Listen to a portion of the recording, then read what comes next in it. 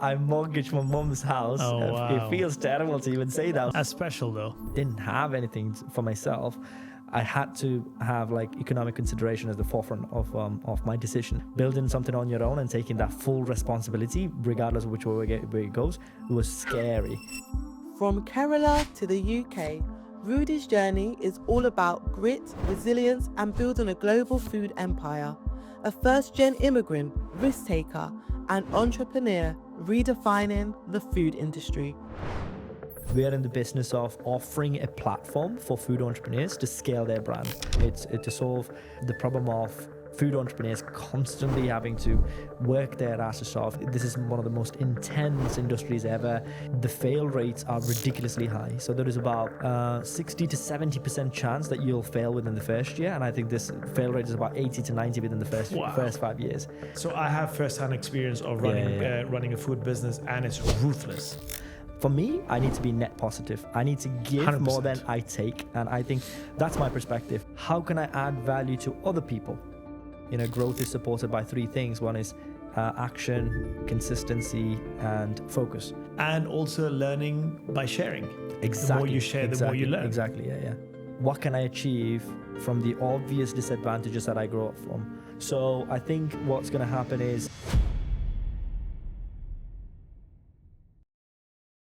Hi, Rudy. Welcome to the pod. Hello, sir. How are you doing?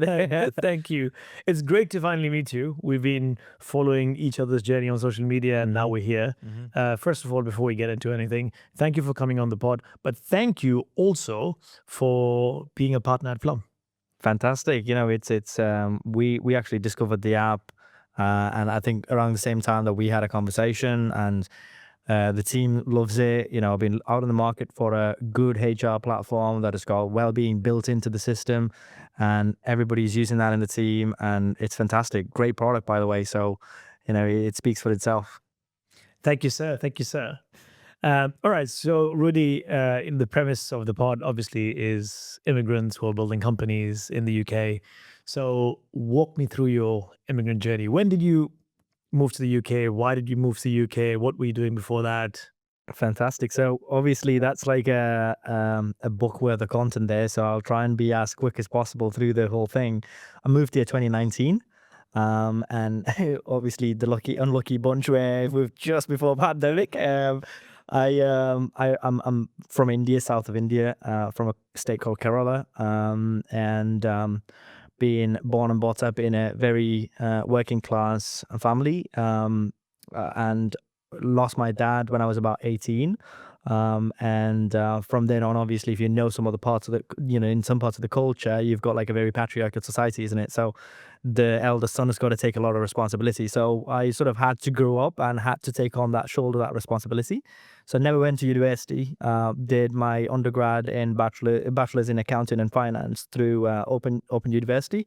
And I was working with the local government in Kerala, and I was working part-time jobs like teaching students, like in school kids and everything, supporting my mum. She's a teacher, and I've got a sister as well. She's currently a scientist at Unilever, but she's a couple of years younger than me. So at that point in time, I had to take care of her as well. But then a couple of years down the line, I was not, growing. I was being like, we call it a frog in the well. A frog in the well doesn't know the world outside the well. It thinks the well is the world. So I didn't really want to do that. I've always had this curiosity to understand, what's out there, and also to expand my knowledge. And I've obviously been reading books, and obviously that became, a key premise of exploring the lengths and breadths of the world out there, but also what I could do within that, what I could create within that. So once I finished my bachelor's, exams and everything that you've got to do, I didn't have any, university experience at all. I thought maybe I should go to university and study. And my mum was very supportive and incredibly brave and courageous woman. She supported the idea. Nobody else did. And obviously, I'm the first one from my family to ever go abroad. Like literally no one's ever gone abroad. And didn't really have the financial scenarios for that. But my granddad had some property. He said, sell it, find the money and go. And I said, no, I'm not going to sell it. What if I can't, I can't do anything, to get it back or whatever. So he said, I'll put it in the bank. I'll take that risk. I'll stop paying interest or whatever, but I'll use that money to take an education loan to go abroad. I think these days a lot of people are doing that, but at that point in time, like, I didn't really have anyone to model it on. Literally no connections at all. So I decided to apply for some master's degree courses. Wanted to study international relations, actually, because I'm really interested in history, political science, economics, and stuff like that.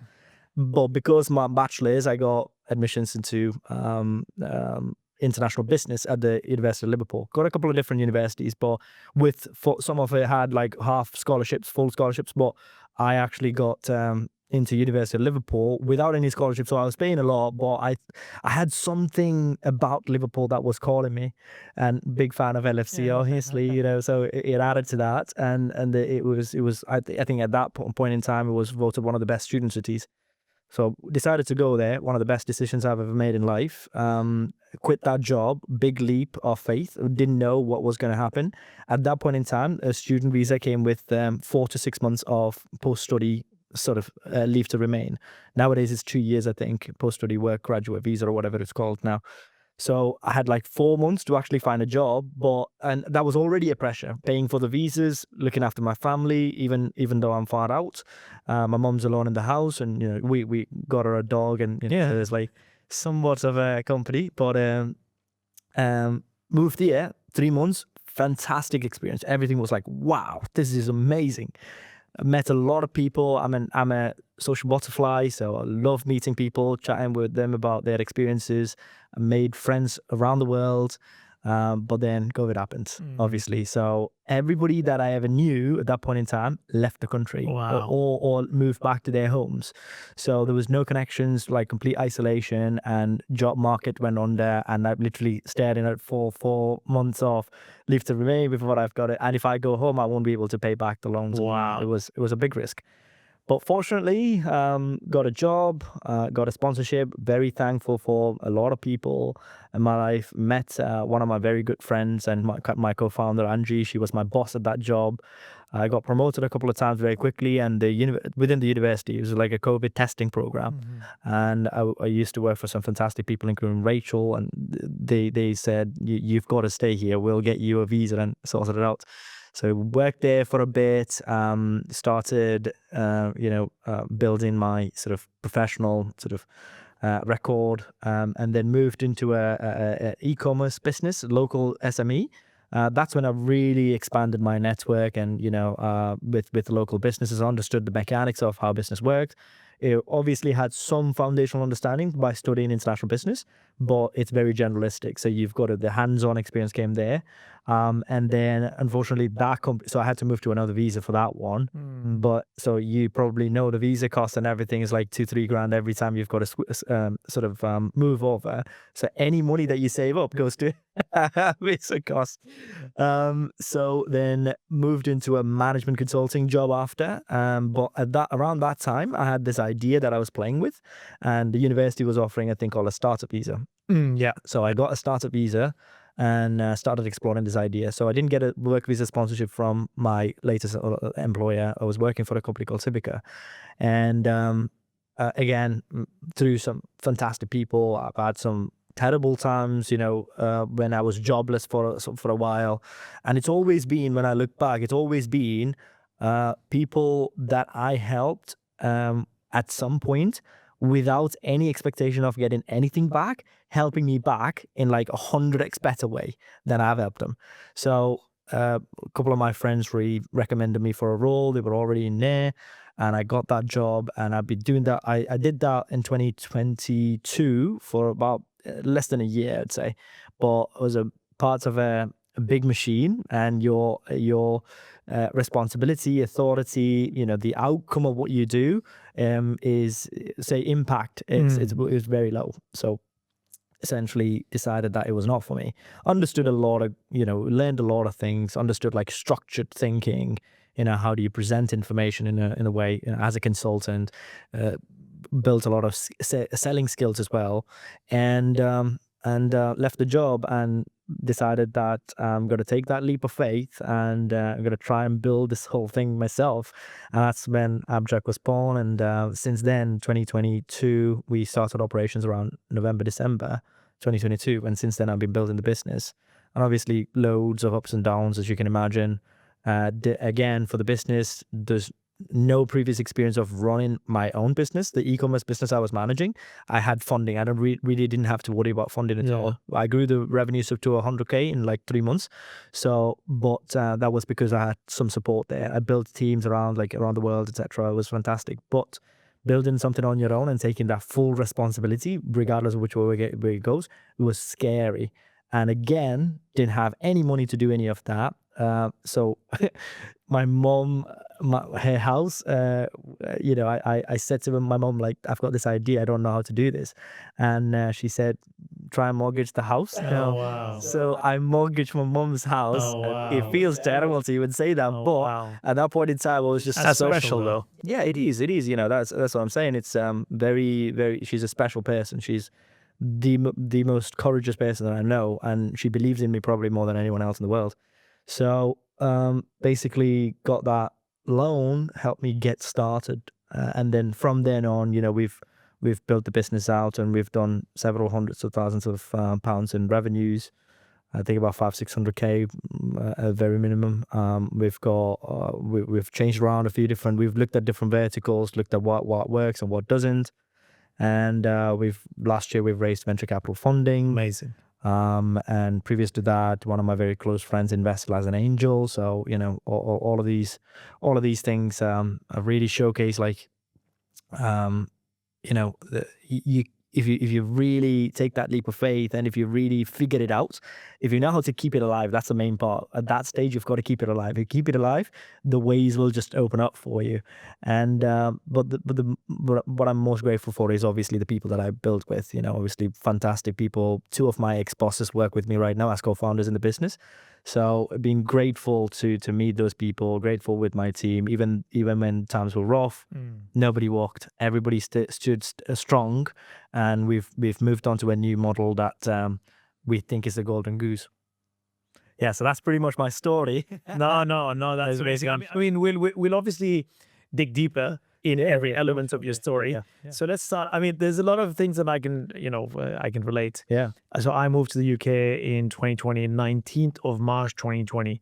And I believe that's the day the UK went to the lockdown. I mean, I could be wrong, but yeah. Well done. So I can, well, it was also by design though. Right. Okay. Because I was living in Dubai at that time. So I was raised in Dubai, and I obviously established the company in the UK. Yeah. And that was strategic because we didn't know how long the lockdown would be. Yeah. 2 days, 2 months, 2 years, whatever. Yeah. So I'm like, okay, if there's a lockdown, I would rather be in the country where the business is. I don't want to be, outside of the country. Yeah. So yeah, I think it was the same day. So I can relate to that, and the loneliness and everything that just comes on top of it. Yeah, it's a whole topic of conversation there. I mean, and another thing I can relate is I also dropped out. I mean, I didn't go to university myself. So, but I think I was speaking to a lot of people at that time who were in universities, and I was mentoring a few student entrepreneurs as well. And I think it was quite strange because, of course you go to university for the educational aspect, but then there's the whole, networking and meeting people and the whole aspect. I think that, people who graduated during that time sadly missed out on all of that. I mean, you're talking about yourself being the social butterfly. And then I don't know how you felt, because now you're in a new country. Yeah, you're in a new country, and you came from that perhaps, and you're building network, doing whatever, and then bam, there's lockdown. Yeah, exactly. So how was your experience on that? Yeah, it's I'm pretty sure you've gone through the same scenario. It's it was quite challenging because you don't have your family or anybody else that in the country at all. And obviously you've got that like bubbles that you can sort of mix with. There's no bubble. Where is a bubble for a first-gen immigrant here? So you're literally going to work and coming back. And I was working. I had people that I used to work with because it was a COVID testing facility that I was managing. Yeah. Otherwise, there is no office to go either. And struggled for making a living for a while as well. But at that point in time, I used to bike a lot. So the Great British Summer was a blessing. And I would just bike. I did a cross country biking trip with one of my friends got my like tent and camping equipment onto the bike, and we cycled for I think about a week and a half, maybe 2 weeks. Wow. Yeah. So we just camped random places, like right in the middle of the forest or whatever. And we just, if there is a river or a stream, that's when we take a shower. No way. So we went all the way around, the East Coast, and all the way to London and back up to Liverpool. So yeah, that was sort of a good way to sort of try and get a little bit better. But then I think at that point in time, I was as I've mentioned earlier, I did take up reading as a key hobby. I wouldn't even call it a hobby. I think I do it consciously, to not just to go, I'm free now, let me read, but I'll just go, reading is a thing that I need to understand, and I think understand better. And I think I was reading about Stoicism at that point in time, and Stoicism is a lot to do with how are you going to be comfortable with yourself, with your own decisions. How do you find that sense of peace and calm, when you don't have anything surrounding you, like, or when you have got everything surrounding you and everything is stressing you out. How do you find that equilibrium, for example? And I think that's when I started meditating a lot more, reading a lot more books, finding comfort within myself. So I think COVID killed a little bit of my extroversion, but I think in a good way, in the sense that I was a lot more comfortable by myself. And I used to do a lot of long distance running, a lot of charitable work, a lot of of figuring stuff out for myself. And obviously, as you said, I was mentoring a lot of people. I wouldn't say mentoring. I was sharing my learning. I don't think I'm in a position yet to be a full-time mentor of sorts, even though I do that on the side for a couple of universities. But I think of that as sharing my own lessons, so that people don't have to go through all of those themselves. So I used to sort of give tips and tricks for people to move to a different country, not just with Indians coming to the UK, everywhere around the world. So I sort of understood a lot of the details about how visa systems work in different countries, etc., what kind of universities to go for, how do you find a job. So I was pretty fortunate enough to have a good level of charisma, I'd say, to as and when every job that I've had an interview for, I've got the job. So what I sort of took sort of the lessons from that, and I started slightly coaching people to perform better in interviews and everything. So education, jobs, visas, moving to different countries. So I think being comfortable with myself, getting out there in nature, doing things for other people, and meditating, and taking it a little bit slower, really, really helped during that period of loneliness. And that loneliness, it's sort of it never goes away. It's always there. As a first-gen immigrant, you probably understand this better than most people, but you grow around it. And obviously, my dad had passed, I think, about 5 years previous to that. Not even 5 years, like 3-4 years previous to that. So there was a lot of sorrow there. Yeah. And there is the added responsibility of having family matters to take care of. So it wasn't an easy thing to do at all. But I think going through these actually get you to become stronger, and it builds that character within you, isn't it? So I'd say at that point in time, it was a struggle, but because I approached it from a few different angles, and I had some fantastic people, like mentors and people that I used to talk to every now and then, I got the right guidance on what things to focus on or not. And because I did that, now when I look back, I think that was one of the most transformative periods of my life as well. Sorry to hear about your dad, by the way. Oh, no, it's but I'm also interested to know, around that time, obviously, and I can appreciate, because I'm ethnically Indian as well. So yeah. So I appreciate, you're the eldest son, and and you're a boy, like you're a man. You have to take care of the family, and now you're the one who's going to take care of the family and all that. Yeah. So I mean, and I know, South India, just in general, Kerala, your education level is so high. Yeah. I mean, literally, I think Kerala has 99 or 95% literacy level, which is fantastic. Yeah. But then, why leave the country? Why not explore, maybe a bigger city within South India, or go to, I don't know, Bombay or Delhi or whatever? Yeah. Why leave the country where, especially, you're going through all that? Yeah. No, I think that's a good question. So Kerala has got one of the highest HDI sort of indices of all states in India, so it's comparable to some European countries as well. So health development, education, that kind of stuff. But economic opportunities wise, Kerala was not at that point in time still not that great. And I had pretty much a set path in life. So I come from a generation of, I come from a family where it's been generationally teachers. So I could have gone into, and I've thought of, because I grew up around teachers, and literally everybody I speak to is a teacher. So you really know how to simplify concepts and communicate well with younger sort of adults, and that's something that I was really good at. So I did that as a part-time job, but I wasn't the job that I was doing with the local government. The growth rate was very low, and I actually got that job as a compassionate employment. So I wasn't in no position to get a job at 18. It wasn't because of my skills that I got a job. It was a compassionate employment program that I don't think they've got now. That when my dad died while in service, I got that job. But so I'm working with my dad's colleagues now. So you can imagine the difference in, the generational sort of attitudes and aptitudes, and fantastic people, obviously. But for me, it wasn't what I was. I knew it wasn't what I was expected to be, and there was an expectation from my parents. I had a very strict upbringing. There is I wouldn't say there was an expectation of excellence with outcome, but there was an expectation of excellence with the effort. So my dad would not allow me to be mediocre, and my mom always taught me to dream big. And she used to say, dream for the stars and you might get a mountain, something like that. I'm translating to something. It's just lost.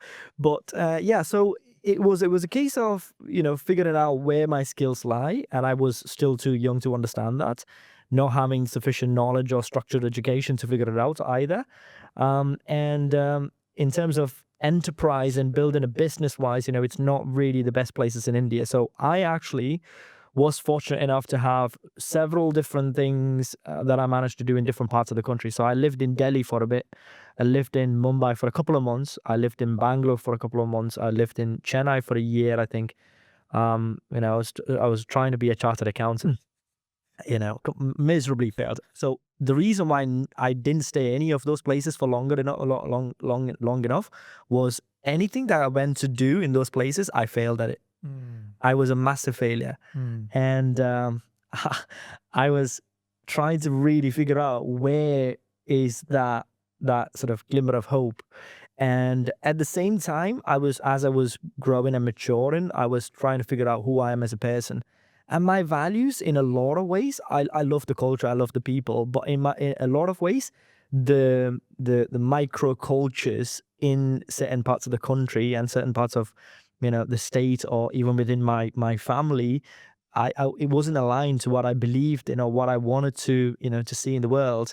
So I was looking outwards. Okay, the world's a big place. Obviously, there should be some place that it's aligned. So I did a lot of research, and I sort of obviously you watch movies when you're kids, and you're thinking, that's how the life is, but not really.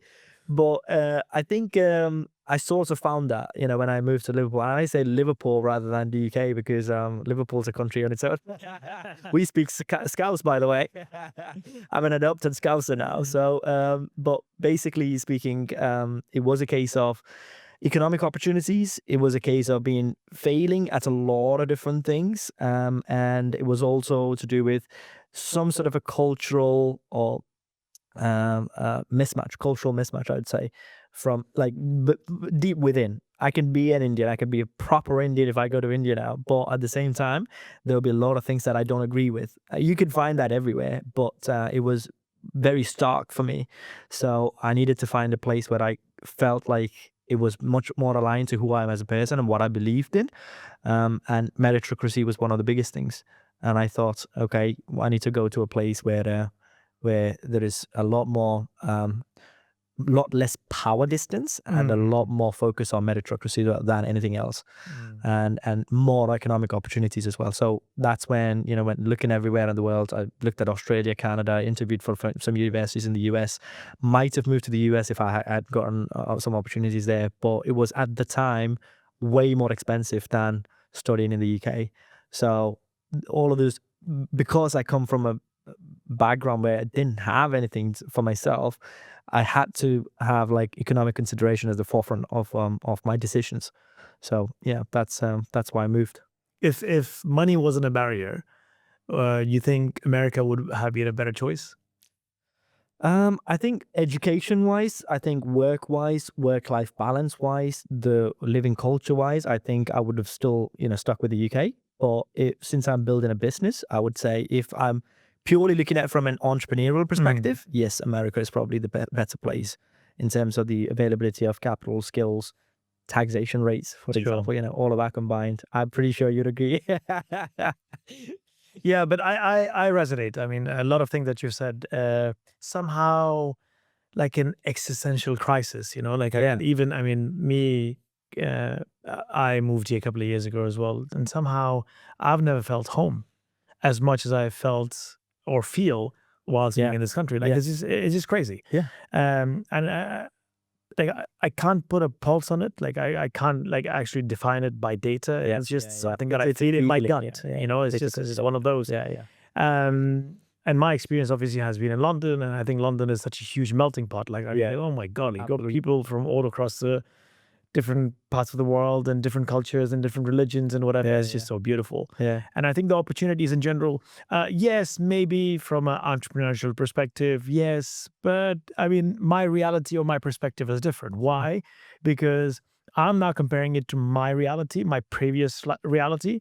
And if I compare it to my previous reality, wow, this is bloody amazing. Yeah. It's fantastic on Yeah. every front, Yeah. even from an entrepreneurship perspective, even from, the valuations that I would get in this country, even everything, the capital or, the EIS, SCIS schemes and the R&D tax reliefs, you name it. Like it's amazing. So many things I started to figure out or know when I was here. I was like, oh my God, like this is crazy. Like how? Yeah. And I was like, oh shit, this is like free money. Like I didn't really understand. It's good, such crazy free money. I know. But Yeah. as soon as you start understanding the system, you're like, oh shit, this is everything for me. So life is also about perspective, right? How you really want to view or see life. Yeah. And I think maybe it's on point for us to maybe talk about this now.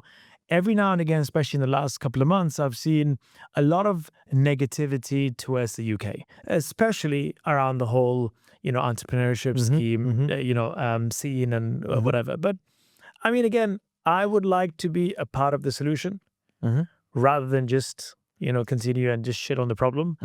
But yeah, I mean, that's just my perspective. And I think somehow I also feel somehow indebted that should I've come here and this country has changed my life. Yeah. Like I built a business here. This business has changed my life, and so many people, and we are impacting so many lives as well. So, and I wouldn't have this opportunity. So I just feel eternally grateful. Absolutely. I think it's, I resonate with what you're saying. I think I look at it from that perspective, obviously, and I think immigrants are generally, first-gen immigrants especially, are generally a little bit more grateful for the opportunities because they moved here for those opportunities. Correct. So I'm obviously on that boat, but I also look at it from the other angle.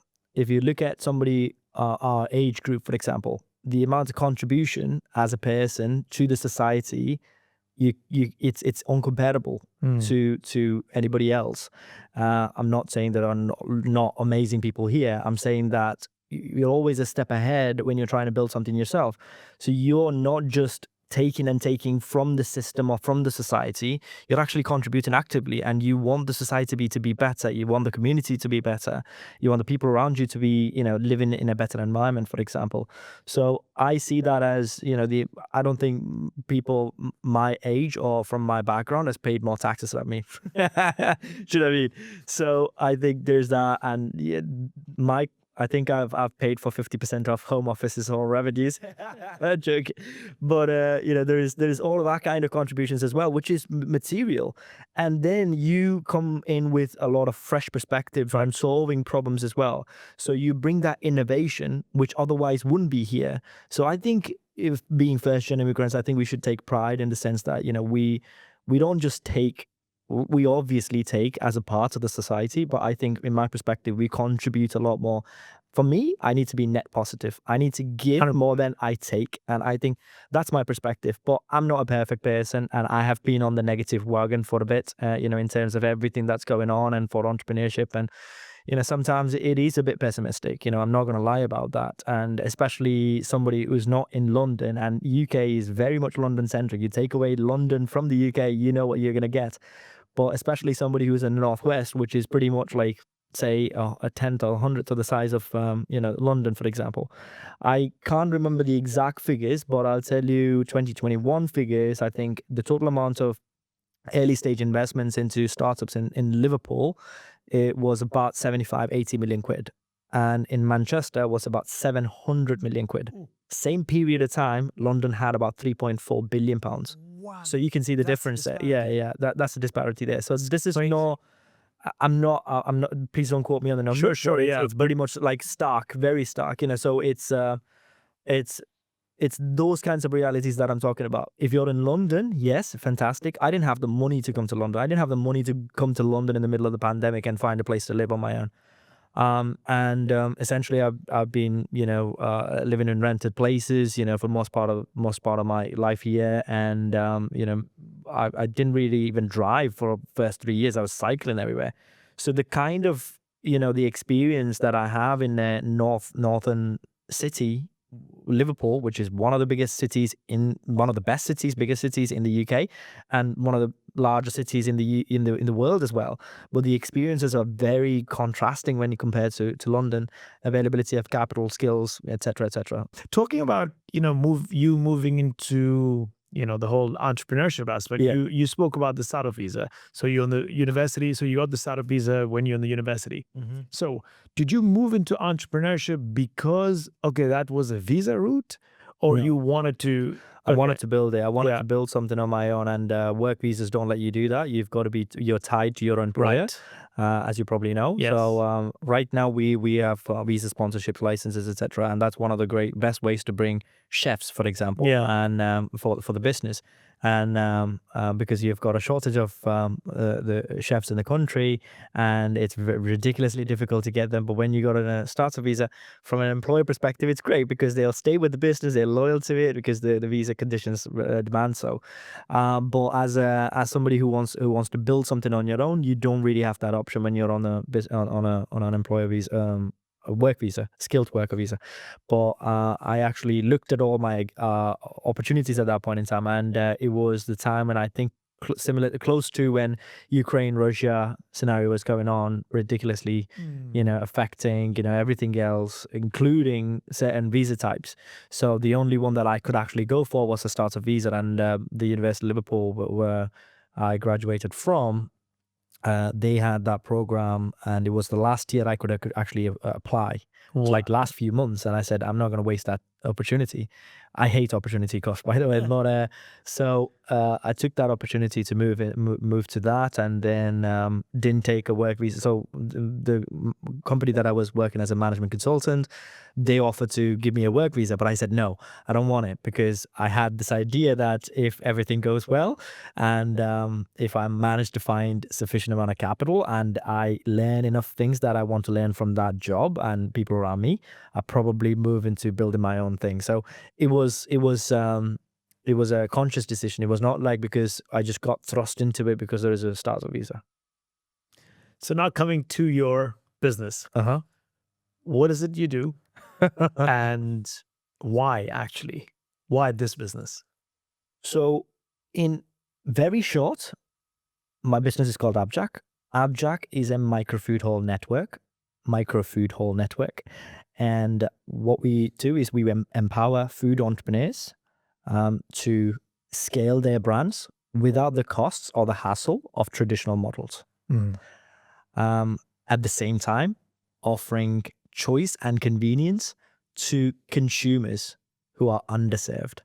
So it's a B2B2C model. The reason why I'm doing it has got a story to it. So I'll... Tell us the story. Growing up in India, I think a lot of Indians, maybe you'll have that same perspective. Food is a part of the culture. Yeah. and it's really ingrained into your life. And I think we celebrate cultures through food as well. Certain special events, we know what kind of food we're going to eat, so celebrations and festivals, etc. So that was always the case, and I love foodie. I'm a big time foodie. I used to be very chubby kid. I would like, when I get some food, I go, "Can I have more?" And then they go, "Yeah, first finish your food." Yeah. But so when I moved here, my diet changed overnight, obviously, as in any other first-gen immigrants. At that point in time, I think there was about 10 million first-gen immigrants, so that's about 15% of the UK's population. But there is nothing that directly addresses this problem. And I actually started having certain sort of health issues because of the sudden change in the diet, including like lactose intolerance, I think some other elements as well. So back in the university when I started, I spoke to a lot of students about it, and a lot of my friends from different parts of the world, and majority of them had some sort of issue with the food changes that they've had. And unless you're like coming from a very well-off family, you can't really afford to go out and eat in the best or most authentic place out there. And authentic food comes at a cost. So my initial idea was to bring authentic food to the students who were mostly the first-gen immigrants. And I actually tried to think about it in the sense that, we'll start a food business and we'll be able to serve, students. And I was thinking, how do you have, if there is like 15 different nationalities, how do you serve? You can't serve Indian food to somebody coming from Ghana, for example. So how do you do that? And that's when, I went into looking at how food businesses operate in the country, looking at different industries, different verticals, how the same food business is operated in different countries of the world, and having that Indian experience actually helped me really understand food business much faster. What are the moving parts here? So initially I was thinking of building a subscription-based meal delivery service for international students. That was the initial idea that I got the start of endorsement for. But soon after, I started talking to a lot of food entrepreneurs in Liverpool. And I understood there was a much bigger problem there. The problem of food business being one of the most risky industries to get into. One of the, the least margin rates of all businesses of all time. And the fail rates are ridiculously high. So there is about 60 to 70% chance that you'll fail within the first year. And I think this fail rate is about 80 to 90 within the first 5 years. But so therefore there is like constant churn, but there is always people thinking, "Oh, I can do a better job than them." And most people going into the business go into it without the full understanding of what is cash flow versus profits. So everybody, because it's a high top line industry, people think, "Oh, I've got cash in bank, so therefore the business is going well." Not really. And even if it's a £10 meal, you're paying £22 in taxes and VAT as well. So when you look at it from that perspective, really understanding the nitty-gritties of how the business works, really understanding what are the things that drive business forward, loads of macroeconomic reasons why businesses fail. Not going into the details of that, but I understood that there needed to be a comprehensive solution, not really a point solution, to support you to get this, find a solution for this issue. So I looked at around the world and how this problem is solved, and technology and automation was one of the key areas through which like a lot of industries solve their problems. And manufacturing is a good example. Textile and fashion is a good example.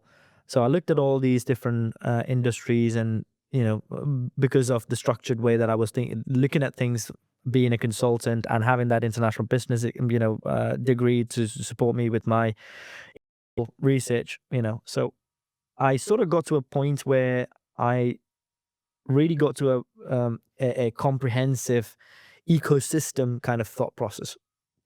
But then obviously you can say whatever you want, you can dream whatever you want, but in the end you need cash to build all of it. You can't build Amazon in a day anyway. So we started focusing a lot more. At the start, I was building an ecosystem that sort of helps food entrepreneurs build and scale their food brands.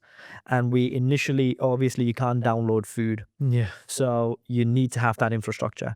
So initially we set it up with dark kitchens. I was never going into the restaurant industry. And the dark kitchens was, a big trend at that time, with more people doing deliveries after the COVID, etc. But then figured out that dark kitchens is not the way to go forward. And then we later on, like this was last year, but when we started off, we did try the subscription-based meal delivery.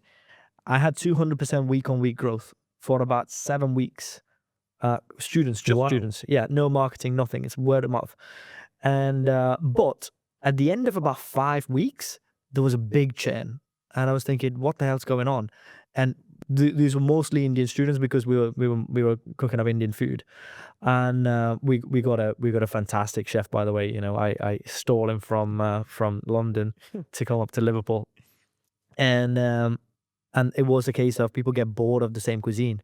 That's when I understood, oh, it needs to have different cuisines there. And then we started building multi-brand or multi-cuisine operations. And that's when we understood nuances of, okay, how can you use the same ingredient, or how can you use the same equipment for doing multiple brands and cuisines? So I started speaking to a lot of people, found this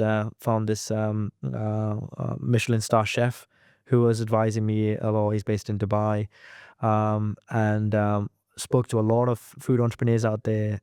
So we then tried out pub catering, for example. Pub goers obviously want food most of the time. Events catering, we catered to one of the biggest tech events called Slushed in Liverpool. Liverpool, yeah. And we were sort of contracted to cater for University of Liverpool, the local councils, etc., etc. So it was going really well.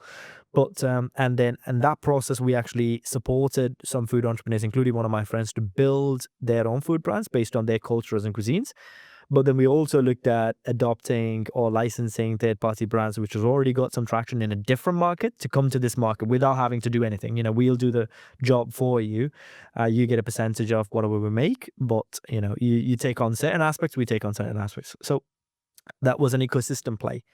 But obviously, we need margins and good, healthy financial growth to actually to showcase that that we can actually build into what we want to do. So right now, what we have sort of boiled all that years of to just over 2 years of learning into this model that we're calling a micro food hall network. Micro food halls, because you need to have variety, and you need to have multiple choice and multiple sort of cuisines and brands. And your food hall has those offers, but we're not in the business of building food halls in urban areas. There is almost no point to building more food business in urban areas, because I think I mentioned having the food business density in city centers to be about 1 to 50. Every 50 person has got one food business for them, whereas every suburban area has got 350 to 400 people have got one food business for them. Crazy. So this is from primary research in the Northwest. Figures might be different in down south, but still I think it will be the same region. So if you're going into a market where it's like really crowded with like loads of good quality brands out there, regardless of what's the footfall, you're not going to be keeping those customers loyal. And what you want is long-term loyalty for you to be profitable. So we were looking at gaps in the market. So we understood that from a operational perspective, we wanted to have different brands and cuisines, which is what our expertise was in the last 2 years of running the dark kitchen and sort of exploring all these verticals. So we put that as a backend, centralized operations. Now, then we looked at strategic locations. So what are these locations? These are suburban areas just out of city centers. People, it's not too close enough so that they can go and pick it up, whatever they want from the city center. But then people here are usually slightly older demographic with a family, and they've got different needs. They've got kids wanting different things to their, mom and dad wanting different things, etc. But they don't have access to a lot of different food brands. So that was a key market, that we wanted to focus on. And also to reduce the capital expenditure, we obviously look at formerly QSR sort of sites, QSR and the quick service restaurants. So a former pizza, Papa John's pizza, or a former Domino's shop, or a former McDonald's shop. You can't find mostly former McDonald's shop because everybody loves Mackies here, isn't it? So looking at formerly QSR places so that they're set up in a way that we can just go in there and with minimal capex, we can start running it. So that's the second part of it, the strategic locations. The third part of it is that we work with existing brand equity. So I said earlier that we were building and scaling brands, but the building part, the setting up a brand is the easy part, but the getting that recognition for that brand is the hard part. As you said, it's a very noisy market out there with loads of food options. So we are currently focused on only the scale part. So we are looking at food entrepreneurs with 1 to 4 sites. They've got really good brand equity or brand recognition, really good playbook systems that like the menus and the margins and everything is out there and it's like plug and play almost. And they've got really good reviews and really good quality control systems. We adopt their model through a licensing agreement, and then we plug that into our micro food halls. And essentially what that offers is, instead of us having to build everything from scratch, we are playing on their brand equity. So when they tell their consumer base that, oh, we've got a new site now, but that's an Abjak's micro food hall, then we've got a lot more focus. So it's multiple, sort of, it's a triple attack almost in that sense, where people are hearing about this from multiple different channels and multiple different areas. So we work with the brand equity. And the final part of it is the consumer part of it. Consumers want convenience and choice. It's not one or the other. In a city center area, you've got the choices, and you've got the convenience of Just Eats, Deliveroo's and Uber Eats. Sort of suburban centers, not really as much. In some parts of the UK, you've got less than 15% of the market covered by these delivery platforms. And like it or not, is a part of the culture nowadays. But then in these areas, suburban areas where you don't have that kind of focus, you really are struggling for convenience factor. You've got to go in and pick it up, or there's only eating or whatever it is. So we offer not only offline, sort of through the micro food hall where you can walk in and order, but also a digital food hall. That's our website, which is an e-commerce platform, but pretty much like Just Eat, Deliveroo, Uber Eats, but you can order from multiple brands and cuisines in the same order. So there is no more sacrificing and saying, oh, we'll all go for one cuisine today and we'll try a different one. No, if you want 2 different things, if you want 3 different things, you've all got the choices. Kids want something, mom and dad want something else. It's all there. Can have eat-in, takeaway, delivery, everything. And we obviously market the platform as such. We market the micro food hall and support it by the digital food hall. But then the brands, they market their own brands and they say, come to Abjak's micro food hall, and we are there. So pretty much like we're building a sort of a symbiotic relationship with our licenses or the brands that we work with. And through the micro food hall, and we want to build a network of micro food halls. Through these networks, we are actually going to increase their brand equity, their brand recognition. And in terms of numbers, you've got to imagine between 100 to 200,000 that somebody's got to spend when they're scaling and to hit profitability. They're spending 1/10 of that with us to set up, and they get to profitability within 6 to 9 months. So unlike 12 to 18 months in some cases for standalone operations.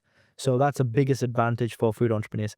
But for us, food entrepreneurs comes first, because without them and their brands, there is nothing for us to sell. So we're not in the restaurant business or hospitality business purely.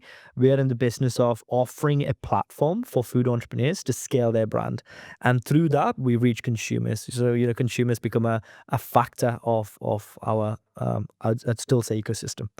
So that's pretty much where we are right now. And we've obviously sort of grown revenue-wise and investment-wise as well. Last year raised venture capital funding, some angel investments, some venture building.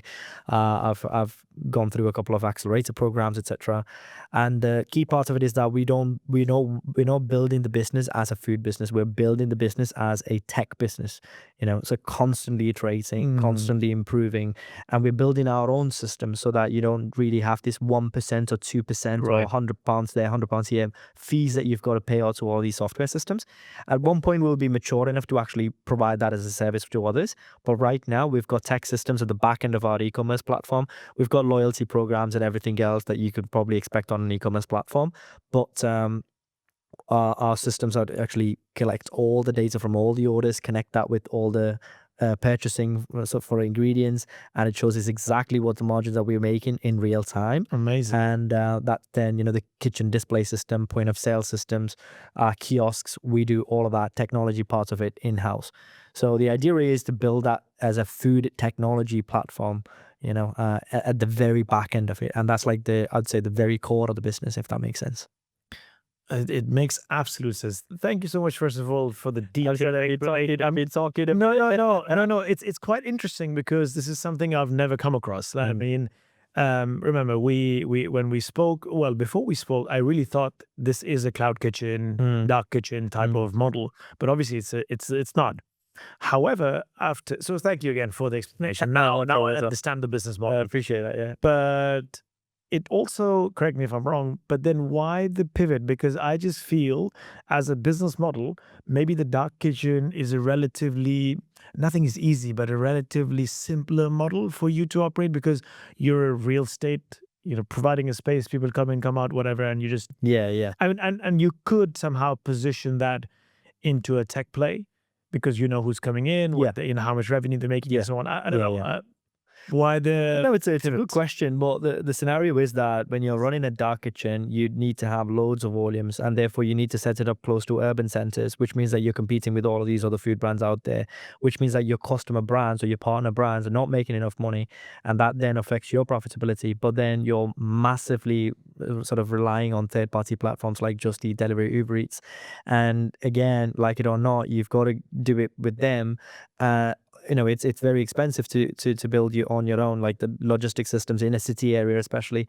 And the issue is that they charge you 35%, 25, 35, 45%, sometimes 50%, including all the promotions, VAT and everything else. So half the money that you're making, you don't even get to see it. So essentially that then affects the profitability of dark kitchens. So the dark kitchens actually worked when there was a massive sort of, I wouldn't say massive, there was like literally 90% of the transactions were only for online deliveries at the time when it was like COVID and post-COVID. It worked fantastically well. But I think what for most food businesses or most food brands to work, you need direct sales through your own platform so that you've got, because as I said, it's a very low margin that you're playing with. So you've got to make sure that you've got some direct revenues coming through the business. And also for the fact that we wanted to build something that we could exponentially grow without like very long lead times to profitability. We wanted to go into areas where there isn't a lot of competition. We wanted to build something completely unique that's not out there, and there is nobody else. We built the UK's first microfood all last month in December. So essentially, all of these elements, consumers coming directly to you, going into a market without competition, going into a market where there is underserved, lower lead times to profitability, or being cash flow positive. These are all the elements that we've considered, and it's not really a pivot for us. It's like a strategic upgrade, I would say, because we went from having no face to having a face in a better market. So we're doing the exact same thing. Makes sense, but we're doing it better now. If that makes sense. Yeah. Makes sense. Do you also now take care of the delivery of the food? Yeah, because in suburban areas, as I said, some of these delivery platforms are less than 15% integrated into some markets. And then you don't have on-demand delivery services like Uber Direct or Stuart in some of the markets that we plan to go into. So sometimes you've got to do that, and last mile logistics yourself. But the main part of it is that because it's in a smaller neighborhood or a suburban market, and you don't have to wade through traffic to get to these places, most people from our own experience are happy to come and pick it up. Okay. So we obviously encourage people to do that, incentivize them to do that, so our delivery cost remains low. But that's something that we're conscious about. It adds a slight bit more complexity, but when you compare that and the hassle of building that versus losing out on all the margins that you would have otherwise, I'd definitely pick the logistics part.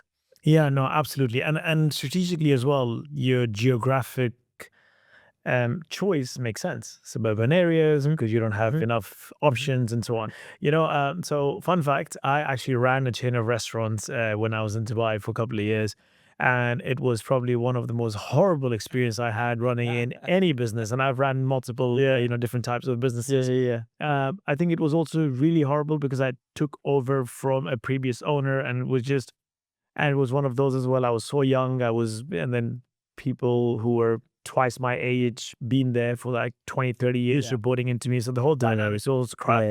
But I have first-hand experience of running a food business, and it's ruthless. Like you're talking about the margins and everything else. And since then, I always had this aspiration to, one day I'm going to open a restaurant again. And it comes from the place where, you spoke about your mom.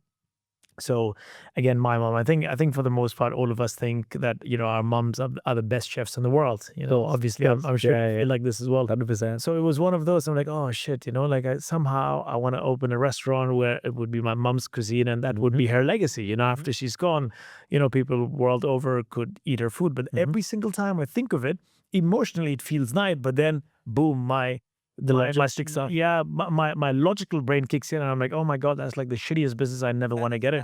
But after everything that you said, I'm just thinking, so the one thing also I think is great in this business is because I'm thinking from a food entrepreneur. If I'm on this platform and I've got 1, 2, 3, 4, 5 businesses, other types of cuisines, I can also leverage from their success. Yeah, so for example, if somebody's thinking about pizza and I'm selling Indian, even if you're not thinking about Indian, but now you can see You can that see it. oh shit, let me get a curry. Also whilst I get a pizza, which is fantastic. So there's a network effect from that perspective as well. Exactly. So it's not really, on our platform, it's not really exactly ordering based on brands. So when you go to Just Eat Delivery Uber Eats, you've got to go into one shop window to actually order from that shop window and add to that cart, and you've got to finish that whole process out. Ours is not the same. Ours is you can choose all the brands, or you can choose one brand, however where you like, and then you can filter it out and say, I want something with chicken in it. I want something that's less than 20 quid. I want something that's not got any meat in it. It's like completely vegan, and everything across all the brands that you've selected comes there, and you've got one cart. It's amazing. Yeah, and you've got to just do it once. And there is some ideas to actually build some AI agents is the future, isn't it? Oh, so for sure. To like completely voice controlled ordering and everything. But I'm very divergent thinker in that sense. Look at everything that's going out there and see like how can we maximize the opportunity here? How can we optimize for what is going to be the next trend out there?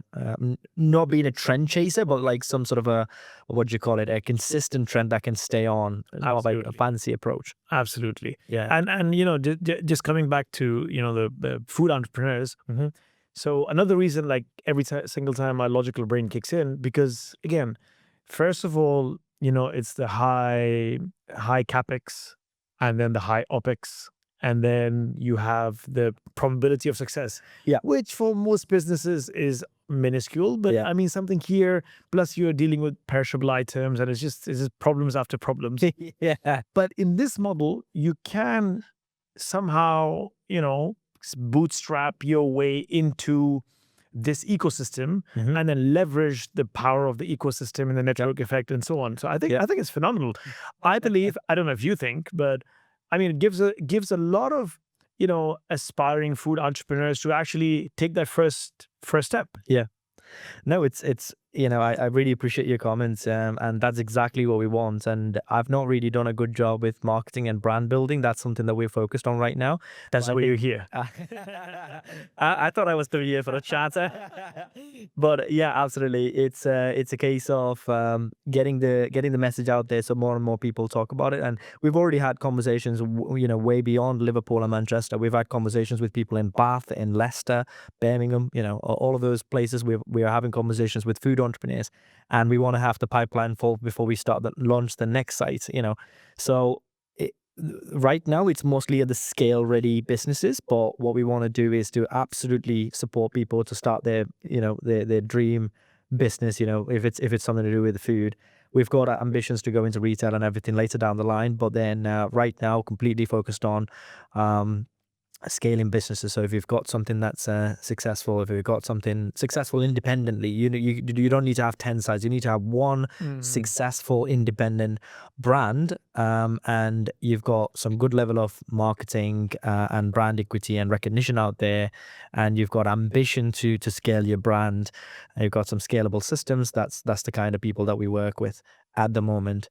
So yeah, in terms of and in terms of looking at wastage and sustainability and that kind of elements as well, we cross-utilize as many ingredients as we possibly can without compromising on the quality. So about 60 to 70% of ingredients that goes into any cuisine in the kitchen is exactly the same. Amazing. So that's cuisine engineering that we got our our culinary advisors to actually sort of teach us how to do it. So in every aspect of the business, be it the sales channels to operations to procurement to the food operations, as in the food preparation, we've tried to optimize as many aspects of it.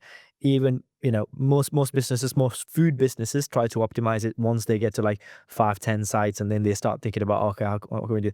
We started off with that idea. Like we started off with the idea that how can we showcase that we can build a business that has got very good sort of management practices, very good operational sort of margins, very good sort of scalability potential compared to a traditional model, and that's what sets us apart in that sense. If I'm making sense. Yeah, no, you are. I mean, I absolutely love it. I mean, thank you for getting into so much depth of your entire business model. I think I hope it's not boring to. I think it's fantastic. I love it. I love it from a perspective simply because, oh my God, like every other day I'm like, I want to start a restaurant, but oh shit, let's just do what's heading.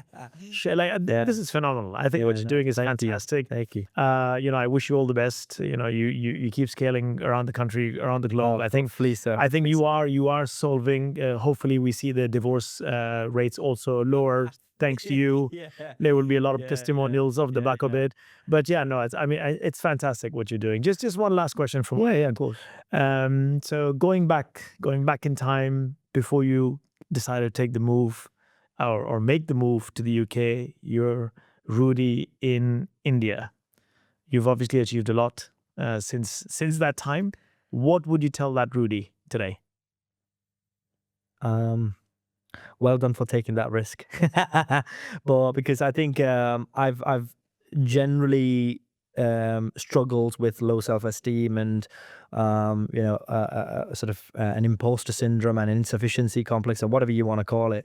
I've never really thought of my story being worthy of being talked about or being inspiring to other people. But the goal is, and was at that time, was to figure out for myself. It was not to show to anyone, to myself, what can I achieve from the obvious disadvantages that I grew up from. Yeah. I'm glad that something is shareable. It's about it's always about collective knowledge, isn't it? There is no original stuff out there. 100%. Everything is repurposed stuff. Yeah. And I think these are lessons that they probably got from somewhere else or through their life lessons. And for me, it's exactly the same way. It's you learn through structured knowledge, you learn through applying that knowledge, you learn through shared knowledge, mentorship, friendship, companionship, whatever it is, and then you learn through individual learning, books. Books. I think I haven't seen a successful person who's not read at least 1,000 books in their lives. Yeah, that's so true. It's very much on the learning from other people's lessons, because we've got such a short life, isn't it? And also learning by sharing. Exactly. The more you share, the more you learn. Exactly. Yeah. So hopefully your sharing today is going to help a lot of people. I know it's helped me as well. And I wish you all the best, Rudy. Like what you're building is fantastic. I can't wait for you to come to London as well. I can order and my friends can order as well. So no, but it's just fantastic. No, absolutely. You can feel anytime you're up in Liverpool, give me a shout, and we should definitely hang out more. I think you're doing a fantastic job with the platform for immigrant entrepreneurs, which is something that I've been thinking about it for you. You're taking the first step, and this is an amazing platform and really fantastic questions. Really love the way in which you record and get it out there for people to enjoy as well. So hopefully the lessons have been, or what I've learned that I've shared is helpful for other people as well. And good luck to both of our businesses. Yeah, absolutely. Thanks Yeah, so much. Rudy. thanks very much. Thank Thanks you. very much. Thank you.